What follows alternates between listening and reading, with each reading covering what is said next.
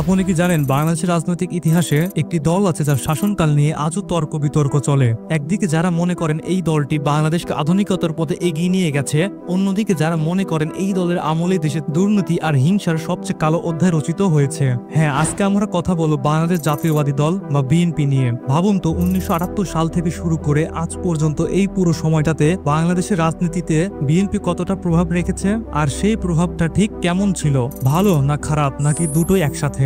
কল্পনা করুন আপনি একটি মুদ্রার দুটো পিঠ দেখেছেন। একটা পিঠে রয়েছে উজ্জ্বল সোনালী রং, প্রযুক্তি উন্নতি, অর্থনৈতিক প্রবৃদ্ধি, নারীর ক্ষমতায়ন, আর অন্য পিঠে কালো অন্ধকার, দুর্নীতি, সন্ত্রাস, মানবাধিকার লঙ্ঘন। বিএনপি শাসন আমল ঠিক এইরকম একটা দ্বিমুখী চরিত্র নিয়ে আমাদের সামনে এসেছে। সো আজকের ভিডিওতে আমরা জানবো জিয়াউর রহমান শাসন আমল কাল থেকে খালেদা জিয়ার শাসন আমল সম্পর্কে সবকিছু। 1978 সালে 1 সেপ্টেম্বর বাংলাদেশের রাজনৈতিক ইতিহাসে একটা নতুন অধ্যায় শুরু হয়েছিল, জন্ম হয়েছিল বিএনপি এর। কল্পনা করেন 1975 সালের পর বাংলাদেশের অবস্থা। স্বাধীনতার মাত্র 4 বছর পর বঙ্গবন্ধু শেখ মুজিবুর রহমানের নির্মম হত্যাকাণ্ড। একটা দেশ যেন হারিয়ে ফেলেছে তার দিশা, তার স্বপ্ন, তার ভবিষ্যৎ। বাকশাল ব্যবস্থার অধীনে গণতন্ত্র ছিল শ্বাসরুদ্ধ, সংবাদপত্রের স্বাধীনতা নেই, বহুদলীয় রাজনীতি নিষিদ্ধ, বাজার অর্থনীতি স্তব্ধ। দেশটা যেন একটা বন্ধ ঘরের মতো, যেখানে কোনো বাতাস ঢুকতে পারছিল না। এমন সময় 1977 সালের 21 এপ্রিল ক্ষমতায় এলেন জিয়াউর রহমান। জিয়াউর রহমান শুধু একজন সামরিক শাসক ছিলেন না, তিনি ছিলেন একজন রাষ্ট্রনায়ক। তার দৃষ্টিভঙ্গি ছিল পরিষ্কার, বাংলাদেশকে হতে হবে একটা সত্যিকারের গণতান্ত্রিক রাষ্ট্র। প্রথমে তিনি যা করলেন সেটা ছিল বিপ্লবী। বহুদলীয় রাজনীতি ফিরিয়ে আনলেন, স্বাধীনতা দিলেন, বাক স্বাধীনতা প্রতিষ্ঠা করলেন, মুক্ত বাজার অর্থনীতির পথ খুলে দিলেন। জিয়াউর রহমানের শাসন আমলে বাংলাদেশের জিডিপি গড়ে প্রায় 4.5% হারে বৃদ্ধি পেয়েছিল। জিয়াউর রহমান বুঝেছিলেন বাংলাদেশের মূল শক্তি হলো কৃষি, তাই তিনি পাট গবেষণা ইনস্টিটিউট ও ধান গবেষণা ইনস্টিটিউট তৈরি করলেন। নতুন জাতের ধান ও উন্নত পদ্ধতিতে কৃষিতে এলো বড় পরিবর্তন। তার খাদ্যের বিনিময়ে কাজ কর্মসূচিতে মানুষ খাবার পেত, আবার দেশের উন্নয়নেও কাজ করত। জিয়াউর রহমানের সবচেয়ে বড় সিদ্ধান্ত ছিল রপ্তানিমুখী অর্থনীতি গড়া। প্রথমত তিনি বাংলাদেশের শ্রমিকদের মধ্যপ্রাচ্যে পাঠানোর ব্যবস্থা করলেন। আজকের রেমিটেন্সের ভিত্তি তখনই তৈরি হয়েছিল। গ্রামের সাধারণ ছেলে বিদেশে গিয়ে পুরো পরিবারের ভাগ্য বদলে দিতে পারে, এই সুযোগ তিনি দিয়েছিলেন। দ্বিতীয়ত তিনি বাংলাদেশি তৈরি পোশাক রপ্তানি শুরু করলেন। আজ আমাদের রপ্তানির প্রায় 84% গার্মেন্টস থেকে আসে। সেই যাত্রা শুরু হয়েছিল তার হাত ধরেই। একজন মানুষের দূরদর্শিতা কিভাবে পুরো দেশের ভাগ্য বদলে দিতে পারে, জিয়াউর রহমান তার প্রমাণ। কিন্তু এসব সাফল্যের মাঝেও একটা সমস্যা ছিল। জিয়াউর রহমানের শাসন আমলে হয়েছিল 21টি কুচেষ্টা। প্রতিদিন তাকে ভাবতে হতো আজ আমার সরকার টিকবে কিনা। এই পরিস্থিতি সামলাতে তাকে কঠোর হতে হয়েছিল। সামরিক ট্রাইব্যুনালে অন্তত 200 সৈনিকের মৃত্যুদণ্ড কার্যকর হয়েছিল, এতে তিনি নির্দয় খ্যাতি পেলেন।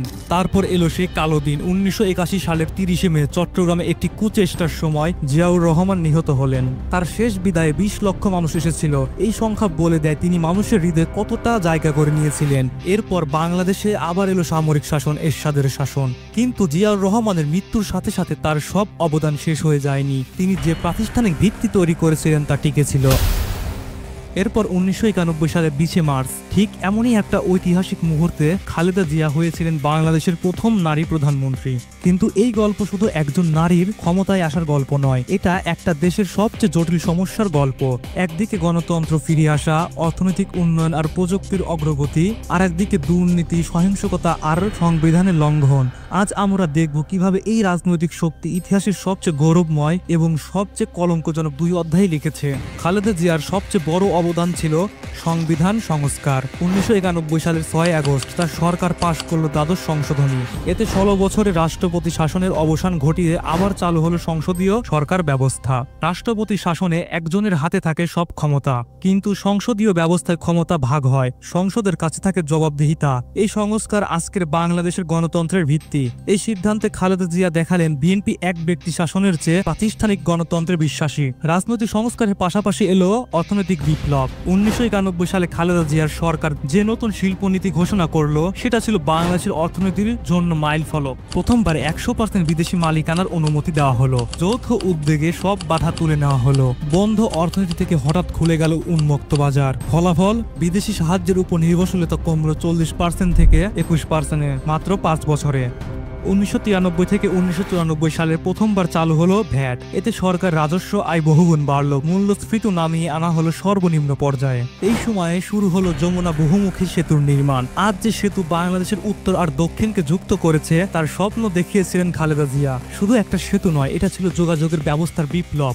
উত্তরবঙ্গের কৃষক এখন সহজেই পণ্য ঢাকায় পাঠাতে পারেন। ব্যবসা বাণিজ্য, শিল্প কারখানা, এমনকি মানুষের জীবনযাত্রার মানও উন্নত হয়েছে। এছাড়া 1993 সালে ঢাকায় শাক সম্মেলন আয়োজন করে বাংলাদেশের কূটনৈতিক মর্যাদা বাড়ানো হলো। সঠিক নেতৃত্বে বাংলাদেশ আন্তর্জাতিক অঙ্গনে শক্তিশালী হতে পারে, এটাই তার প্রমাণ। বিএনপি শাসনের সবচেয়ে বিপ্লবী সিদ্ধান্ত ছিল মোবাইল ফোনের লাইসেন্স দেওয়া। 1996 সালের নভেম্বরে গ্রামীণ ফোনকে দেওয়া হলো দেশব্যাপী ডিজিটাল সেলুলার লাইসেন্স। এই সিদ্ধান্ত পুরো বাংলাদেশের যোগাযোগ ব্যবস্থা, ব্যবসা বাণিজ্য, এমনকি সামাজিক কাঠামোই বদলে দিয়েছে। এই বিপ্লবের প্রভাব কতটা গভীর ছিল তা বোঝা যায় পরবর্তী বছরগুলোর তথ্যে। 2009 সালে গ্রামীণ ফোনের গ্রাহকের সংখ্যা দাঁড়ায় 23 মিলিয়ন। দেশের 98% এলাকায় কভারেজ পৌঁছায়। গবেষণায় দেখা যায় মোবাইল ফোনের ব্যবহারে মৎস্য ব্যবসায়ীদের আয় বেড়েছে 6.9% থেকে 9.8% পর্যন্ত। এটা শুধু পরিসংখ্যান নয়, এর পিছনে আছে লাখো মানুষের জীবন বদলে দেওয়ার গল্প। একজন জেলে সমুদ্র থেকে জানতে পারেন কোথায় মাছের দাম ভালো, কৃষক জানেন কোথায় তার ফসলের চাহিদা বেশি। শুধু প্রযুক্তিতেই নয়, শিক্ষাক্ষেত্রেও বিএনপি সরকার এনেছে বড় সংস্কার। প্রাথমিক শিক্ষা করা হলো বাধ্যতামূলক। দক্ষিণ এশিয়ায় প্রথম বাংলাদেশি প্রাথমিক শিক্ষা বাধ্যতামূলক করেছিল। সবচেয়ে বিপ্লবী ছিল মেয়েদের 10ম পর্যন্ত বিনামূল্যে শিক্ষার ব্যবস্থা। যে সমাজে মেয়েদের শিক্ষার গুরুত্ব অনেকে বুঝতোই না, সেখানে সরকারি উদ্যোগে মেয়েদের শিক্ষায় উৎসাহ দেওয়া হলো। মেয়েদের জন্য চালু হলো বৃত্তি কর্মসূচি। এতে নারী শিক্ষা হার বাড়ল। আজকে নারী শিক্ষার অগ্রগতির ভিত্তি তৈরি হয়েছিল তখনই। কিন্তু এই গল্প এখানে শেষ না। 2001 সালে 4 দলীয় জোট হিসেবে বিএনপি আবারও ক্ষমতায় ফিরল। কিন্তু এবারের গল্পটা সম্পূর্ণ আলাদা। এবার শুরু হলো বাংলাদেশের শাসন ব্যবস্থার অন্যতম কলঙ্কজনক অধ্যায়। 2001 থেকে 2006 এই 5 বছর বাংলাদেশের ইতিহাসে কালো অধ্যায় হিসেবে রচিত। কেন? কারণ এই সময় বাংলাদেশ হয়েছিল বিশ্বের সবচেয়ে দুর্নীতিগ্রস্ত দেশ। ট্রান্সপারেন্সি ইন্টারন্যাশনালের দুর্নীতি সূচকে বাংলাদেশ পরপর 5 বছর প্রথম স্থান দখল করেছিল। 2001 থেকে 2005 সাল পর্যন্ত একবার না, টানা 5 বার। এই সংখ্যাগুলো শুনলেই বোঝা যায় পরিস্থিতি কতটা ভয়াবহ ছিল। কিন্তু এই দুর্নীতি সাধারণ পর্যায়ে ছিল না, এটা ছিল উচ্চ পর্যায় থেকে পৃষ্ঠপোষিত রাষ্ট্রীয় প্রতিষ্ঠানের নিয়মতান্ত্রিক অপব্যবহার। খালেদা জিয়ার ছেলে তারেক রহমান ও আরাফাত রহমান কোকর দুর্নীতি হয়ে উঠল ওই সময়ের প্রতীক। সিমেন্স ঘুষ কেলেঙ্কারিতে কোকর জড়িত থাকায় আমেরিকান বিচার বিভাগ প্রায় $3 মিলিয়ন সম্পদ জব্দ করার মামলা করে। 2007 সালে খালেদা জিয়া সহ অনেকের বিরুদ্ধে নাইকো দুর্নীতি মামলা হয়। পরিবারের সদস্যদের বিরুদ্ধে হয় একাধিক মানি লন্ডারিং মামলা। এগুলো শুধু ব্যক্তিগত ব্যর্থতা নয়, এতে দেখা গেল প্রাতিষ্ঠানিক দুর্নীতি কিভাবে একটা দেশের আন্তর্জাতিক সম্মান ধ্বংস করতে পারে। দুর্নীতির পাশাপাশি শুরু হলো রাষ্ট্রীয় সহিংসতার নতুন অধ্যায়। 2002 সালের 16 অক্টোবর থেকে 2003 সালের 9 জানুয়ারি পর্যন্ত চলল অপারেশন ক্লিন হার্ট। 40,000-এরও বেশি নিরাপত্তা বাহিনীর সদস্য নিয়ে এই অভিযান। লক্ষ্য ছিল অপরাধ দমন, কিন্তু পরিণত হলো মানবাধিকার লঙ্ঘনের এক কলঙ্কজনক অধ্যায়। এই অভিযানে হেফাজতে মারা গেল অন্তত 44 জন, আহত হলো শত শত মানুষ, গ্রেপ্তার হলো 11,245 জন। কিন্তু প্রশ্ন হলো, অপরাধ দমনের নামে এত মানুষের মৃত্যু কি ঠিক? সঠিক প্রক্রিয়া আর মানবাধিকার না মেনে শুধু ফলাফল দেখায় কি গ্রহণযোগ্য? অপারেশন ক্লিন হার্টের পর 2004 সালে গঠন করা হলো র্যাপিড অ্যাকশন ব্যাটালিয়ন বা র্যাব, অভিজাত অপরাধ দমন ইউনিট হিসেবে। প্রথম দিকে র্যাব অপরাধ দমনে কার্যকর ভূমিকার জন্য প্রশংসিত হয়েছিল, কিন্তু শীঘ্রই এটা বিতর্কিত হয়ে উঠল বিচার বহির্ভূত হত্যাকাণ্ড আর মানবাধিকার লঙ্ঘনের অভিযোগে। এরপর সবচেয়ে মারাত্মক ছিল 2006 সালের সংবিধান সংকট। নির্বাচনের সময় বিএনপি সরকার এমন কাজ করলো যা গণতন্ত্রের মূলনীতিকে প্রশ্নবিদ্ধ করলো। প্রধান বিচারপতির অবসরের বয়স অসাংবিধানিকভাবে বাড়িয়ে তত্ত্বাবধায়ক সরকারের প্রধান নিয়োগে প্রভাব ফেলার চেষ্টা হলো। এটা ছিল সংবিধানের নির্লজ্জ অপব্যবহার। প্রধান বিচারপতি দায়িত্ব নিতে অস্বীকার করলে রাষ্ট্রপতি ইয়াজউদ্দিন আহমেদ নিজেই প্রধান উপদেষ্টা হলেন। শুরু হলো তীব্র প্রতিবাদ। আওয়ামী লীগের লগি বৈঠা আন্দোলনে প্রথম মাসে 40 জন মারা গেল। 2007 সালের 3 জানুয়ারি আওয়ামী লীগ 22 জানুয়ারি নির্বাচন বর্জনের ঘোষণা দিল, কারণ ভোটার তালিকায় 14 মিলিয়ন ভুয়া নাম। আন্তর্জাতিক সম্প্রদায়ও আস্থা হারালো। জাতিসংঘ, আমেরিকা, ইউরোপীয় ইউনিয়ন সবাই পর্যবেক্ষক পাঠাতে অস্বীকার করলো। তারপর এলো 2007 সালের 11 জানুয়ারি। সামরিক নেতারা রাষ্ট্রপতিকে বাধ্য করলেন জরুরি অবস্থা গ্রহণ করতে, পদত্যাগ করতে, নির্বাচন বাতিল করতে। 2 বছরের জন্য এলো জরুরি শাসন। আবারও গণতন্ত্র স্থগিত হলো। তাহলে এই সময়ের মূল্যায়ন কি? একই শক্তি কিভাবে ইতিহাসের সবচেয়ে উজ্জ্বল আর সবচেয়ে অন্ধকার 2টি অধ্যায় লিখল? একদিকে আছে সাংবিধানিক সংস্কার, অর্থনৈতিক উন্নয়ন, প্রযুক্তির বিপ্লব, নারী শিক্ষা, অবকাঠামো উন্নয়ন, যা আজও বাংলাদেশের ভিত্তি।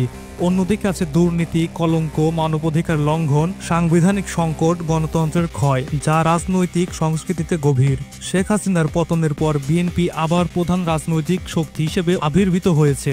জরিপে দলটি এগিয়ে আছে। দলের ভিশন 2013 প্ল্যাটফর্ম গণতন্ত্র, সুশাসন আর অর্থনৈতিক স্বচ্ছতা নিশ্চিত করার অঙ্গীকার করেছে। কিন্তু তাদের সামনে চ্যালেঞ্জ হলো দুর্নীতি আর সহিংসতার ইতিহাস নিয়ে জনগণের সংশয় কাটানো। রাজনৈতিক দলগুলো কি সত্যি নিজেদের পরিবর্তন করতে পারবে, নাকি যারা নিজেদের ইতিহাসের বন্দী? একটা দল কি পারবে তার সাফল্যগুলো ধরে রেখে ব্যর্থতাগুলো থেকে মুক্তি পেতে? বিএনপির উত্থান পতন পুনরুত্থানের গল্প এখনো শেষ হয়নি, এটা চলমান। জিয়াউর রহমানের 1978 সালের স্বপ্ন থেকে 2024 সালের নতুন সুযোগ, এই যাত্রা বাংলাদেশের গণতান্ত্রিক সংগ্রামের একটা অংশ। সো আপনারা সামনে নির্বাচনে কাকে জয়যুক্ত করতে চান তা অবশ্যই আমাকে কমেন্ট বক্সে কমেন্ট করে জানান। সো আজকের ভিডিও এখানে শেষ করছি। আল্লাহ হাফেজ।